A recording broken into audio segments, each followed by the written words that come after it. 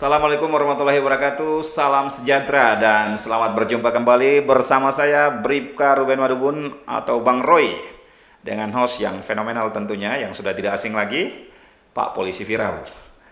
Hari ini kembali lagi berjumpa di podcast Siklop 2002, dan tentunya saat ini kami sudah kedatangan tamu yang sangat luar biasa, seorang perempuan yang sudah malang melintang di dunia perempuan, secara khusus perempuan Papua.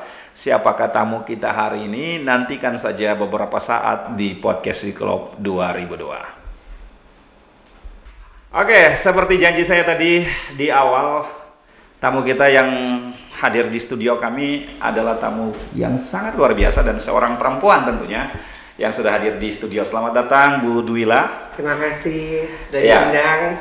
Baik, ini luar biasa sekali ya, kami spesial nih dikunjungi dari LBH Apik. Tapi sebelum kita bahas tentang LBH Apik, mohon diperkenalkan dulu namanya Bu, silakan. Siap, terima kasih banyak. Nama saya Nur Aida Duwila, biasa dipanggil Nona Duwila, kakak Nona Duwila. Saya sudah hidup di atas tanah ini sudah 56 tahun di tanah Papua. Luar biasa, 56 tahun, waktu yang tidak sedikit ya. Ini dalam tanda kutip, kalau di Sentani bilang ondo kakak ya. Siap. Di sini bilang gitu ya. Siap. Jadi dipanggil kakak nih, kakak ondo gitu. Luar biasa. Baik, Ibu terima kasih. Pada kesempatan ini juga tentu kami mengundang Ibu ke sini, ada sesuatu yang sangat luar biasa dan kami sudah dengar banyak cerita dari masyarakat, bahkan berjumpa langsung dan kita ngobrol. Bisa diceritakan sedikit apa itu LBH Apik, kemudian apa saja yang dikerjakan oleh LBH Apik? Silakan. Baik, terima kasih. Sebelumnya saya mau menyampaikan sedikit bahwa LBH Apik Jayapura itu berdiri di 1 Maret 2017. Ya. Apa sih kepanjangan LBH Apik Jayapura sendiri? LBH Apik ya. Ya, LBH Apik itu Lembaga Bantuan Hukum. Lembaga Bantuan Apiknya itu Asosiasi Perempuan Indonesia untuk Keadilan. Asik, luar Jadi biasa. LBH Apik Jayapura. Ya. Kami baru berdiri di 1 Maret 2017. Fokus kerja kami lebih kepada bagaimana kami bantuan hukum gender struktural, namanya BHGS, di mana perempuan yang menjadi korban itu kami melihat permasalahannya, penanganan kasusnya seperti apa, agar ada perubahan terhadap sistem hukum. Gitu. Jadi bagaimana kita melihat perempuan ini sebagai korban di dalam perilaku aparat itu seperti apa kepada mereka. Jadi agar ada perubahan itu sistem hukum itu.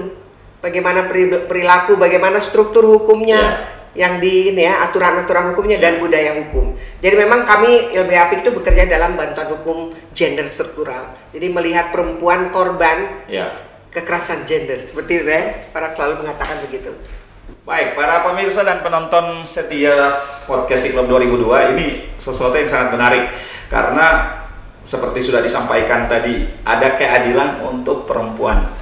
Oke, kira-kira perempuan-perempuan kita di Papua ini entah itu perempuan asli Papua ataukah perempuan saudara-saudara kita dari luar Papua, sudah berapa banyak yang dibantu kasusnya atau ditangani kasusnya oleh, ya mungkin beberapa yang mencolok yang bisa Ibu ceritakan yang menurut kita di Papua bahwa ini kasus-kasus yang luar biasa ya, besar. Ya, baik, terima kasih banyak. Sejak kami berdiri 2017 sampai dengan 2022 itu kami menangani kasus, ditambah dengan tahun 2023 ini sudah 120 kasus. 120 kasus dan kebanyakan adalah perempuan korban KDRT, korban kekerasan dalam rumah tangga, perempuan kekerasan dalam pacaran, lalu kekerasan seksual. Itu terbanyak.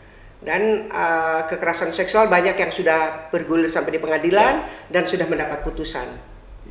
Hanya yang menjadi soal kalau kita berbicara mendampingi perempuan korban dalam korban KDRT, kekerasan dalam rumah tangga, kebanyakan persoalan itu tidak dibawa ke pengadilan. Selalu diselesaikan di kepolisian, seperti itu. Dan itu atas permintaan korban untuk berdamai. Itu. Berarti ini yang disebut kalau di kepolisian dibilang restoratif justice. Ya, jadi penyelesaian masalah di luar dari proses hukum. Ya, proses hukum. Oke. Sangat luar biasa. Dan dari sekian ratus yang Ibu sampaikan, presentasinya berapa yang perempuan kita yang asli Papua dan berapa yang saudara-saudara dari luar Papua? Kebanyakan perempuan asli Papua. Wow. Perempuan pendatang itu hanya 2 orang. Wah, ini berarti kekerasan terhadap perempuan Papua lebih tinggi ya? Sangat tinggi. Sangat Kalau tinggi. saya bilang sangat tinggi. Ya, penyebabnya apa kira-kira Bu? Kalau kita berbicara tentang kasus kekerasan. Ya, maaf, mungkin salah satu yang harus kita garis bawahi. Ya. Karena perspektif kita yang berbeda, Ya. gitu. Perspektif gender, artinya laki-laki tidak memandang perempuan setara dengan dia. Ya, betul. Ya, perempuan dianggap objek. Bukan subjek hukum. Ya, betul. Seharusnya kalau kita mau mengatakan kita setara, maka haruslah laki-laki menganggap perempuan dia adalah subjek hukum, bukan objek. Ya. Kita sama-sama. Saya sependapat. Itu yang pertama. Ya, betul. Kalau ada penghormatan kepada perempuan sebagai subjek, maka tidak akan ada kekerasan. Tapi salah di dalam persepsi yang terjadi setiap hari. Ya. Persepsi umum dan yang terjadi setiap hari, perempuan adalah objek. Ya, betul. Mengapa saya bilang begitu? Buktinya terjadi kekerasan terhadap perempuan. Betul.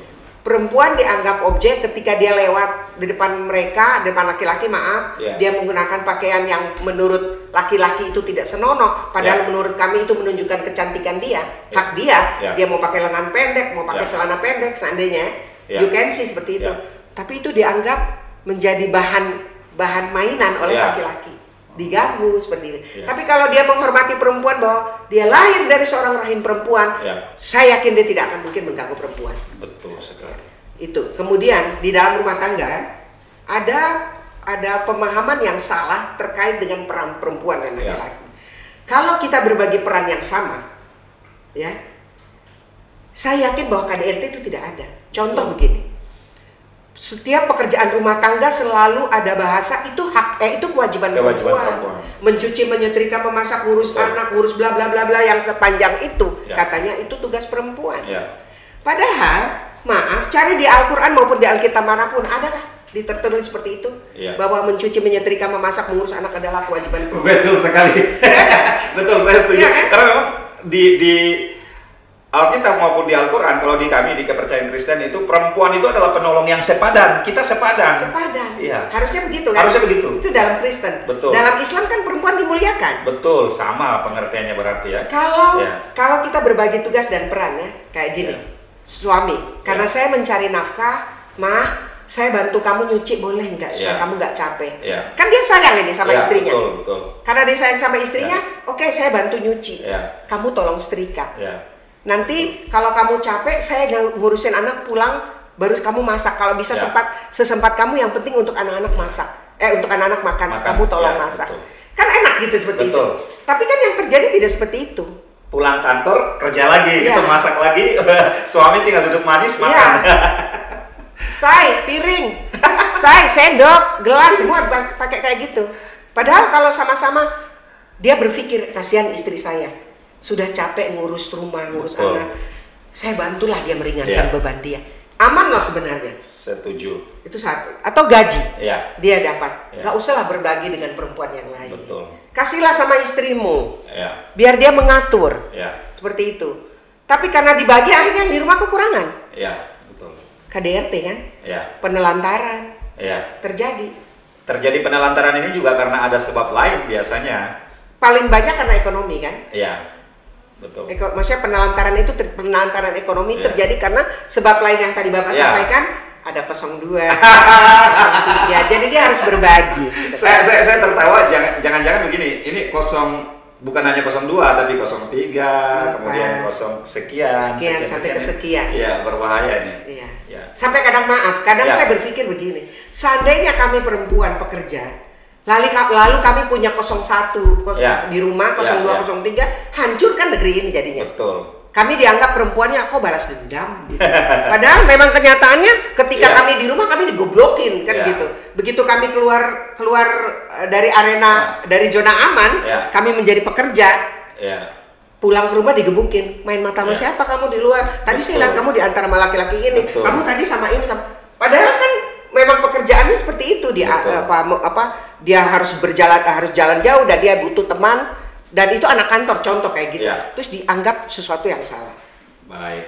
Luar biasa sekali pemirsa di rumah dan para penonton setia podcast Siklop 2002, ini sangat menarik. Kita berbicara tadi kekerasan terhadap perempuan, tapi lebih kepada KDRT. Ya. Apa penyebab KDRT terjadi? Mungkin yang selama ini Ibu tangani. Yang tadi saya sampaikan bahwa pemahaman yang salah terkait dengan tugas dan peran perempuan. Gitu. Ya. Lalu ekonomi. Gitu. Ya. Jadi perempuan dianggap bahwa kamu pekerja rumah tangga. Ya.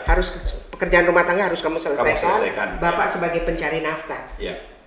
Giliran dia pulang kantor makanan tidak tersedia, istri ditanya. Ya. Kenapa makanan tidak tersedia? Terus kalau istrinya menjawab, maaf Pak, tadi kan uang tidak cukup yang diberikan setiap bulan. Seandainya kayak gitu. Ya. Jadi uang sudah habis dalam 2 minggu. Ya. Bisa terjadi. Betul. Yang selama ini kami dampingi seperti itu. Ada yang terjadi seperti itu. Adakah yang terjadi karena kasus kekerasan dalam rumah tangga ini? Apa diakibatkan karena mabuk ataukah karena 02 tadi? Kalau saya sampaikan, kalau mau bilang tentang mabuk, orang itu mabuk. Mabuk itu sebagai unsur tambahan. Ya. Kalau dia dalam keadaan sadar dia menghargai istrinya, dia mabuk, saya yakin dia pasti sadar. Pasti dia tetap menghargai. Tapi kalau dia dalam keadaan sadar dia sudah keras juga terhadap istrinya, maka mabuk pelampiasan. Pelampiasan, betul. Seperti itu. Jadi mabuk itu bukan dasar ya. Tapi karena tambahan itu apa orang bilang modus. Modus operandi. Supaya mabuk saya bisa mukul istri saya. Gitu. Dalam keadaan mabuk saya bisa mukul istri saya kayak gitu. Ya. Gitu. Baik, pemirsa di rumah dan penonton setiap podcast, menjadi sangat menarik. Sangat luar biasa sekali perjuangan Ibu dan teman-teman di LBH Apik. Kira-kira ketika ada perempuan di Kabupaten Jayapura ataukah yang menyaksikan podcast Siklop ini, mereka ingin dibantu, mau kemana kira-kira? Alamatnya LBH Apik di mana? Kemudian siapa yang dapat dihubungi? Silakan. Okay. Baik, LBH Apik Jayapura berkantor di Kota Raja. Kota Raja. Ya. Kota Raja itu di Jalan Jeruk Nipis, Perumahan Wahno. Kami punya nomor kontak hotline ada. Ya. Nanti kita akan tulis di deskripsi ya, di deskripsi channel YouTube Podcast Siklop biar lebih gampang gitu. Oke, boleh. Nanti saya berikan baik. Nomornya. Kalau mau temui kami bisa di situ menghubungi kami, menelpon gitu. Nah kebetulan juga saya mau bercerita sedikit. Kebetulan kami di LBH Apik Jayapura tuh punya program yang kami jalankan sejak kami berdiri. Ada yang namanya Rule of Law. Di 3 tahun belakangan ini ada program Engage yang kami sebutnya sebagai program perlibatan laki-laki dan anak laki-laki, perempuan dan anak perempuan dalam pencegahan kekerasan dalam rumah tangga dan kesetaraan gender. Nah, 1 tahun ini mulai Oktober 2022 dan berakhir di Oktober 2023, kami sedang melaksanakan satu program dari The Asia Foundation yang kami sebut program berdaya. Program memperbaiki akses layanan hukum dan sosial bagi perempuan di Papua. Nah, ini menyasar kami ini di Kabupaten Jayapura. Wow. Kerja kami di 2 kampung. AC Kecil dan Nolokla. Ya. Berarti kami di sini di Kabupaten Jayapura ini sangat beruntung ya. Secara khusus Polres Jayapura karena terbantu juga dari rekan-rekan dari LBH Apik. Oh, terima kasih banyak. Kebetulan program ini juga akan menyasar teman-teman dari kepolisian. Wow. Gitu. Karena salah satu dari output kami itu bagaimana keterlibatan pemerintah dalam perubahan mengakses ketika perempuan mengakses layanan hukum. Jadi kami akan melakukan monitoring terhadap implementasi Perkapolri perempuan berhadapan dengan hukum. Seperti itu. Baik, luar biasa. Para pemirsa dan penonton setia podcast Siklop 2002, tanpa terasa sebenarnya masih banyak yang harus kami perbincangkan dengan Ibu Duwila atau nama panggilan beliau Nona Duwila. Namun sayang sekali Bu, waktu kita terbatas. Harapan kami semoga di lain waktu Ibu boleh hadir lagi. Kita membahas hal-hal lain yang berkaitan juga dengan LBH Apik. Mungkin masih ada banyak yang perlu disampaikan, tetapi karena waktu kita yang terbatas, saya atas nama pimpinan dan seluruh kru podcast Siklop mengucapkan terima kasih atas kedatangan Ibu. Kiranya Tuhan Yang Maha Kuasa senantiasa memberkati Ibu dan rekan-rekan. Terima kasih banyak. Terima kasih banyak, saya sudah diundang ke podcast Siklop 2002. Selamat siang. Baik, selamat siang semuanya.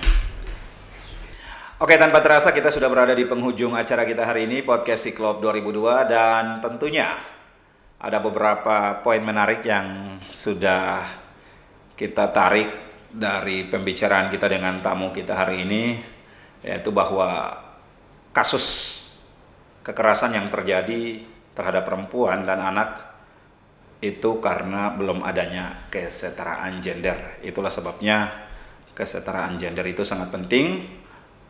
Laki-laki tidak boleh menganggap perempuan sebagai objek, tetapi harus dianggap sebagai subjek.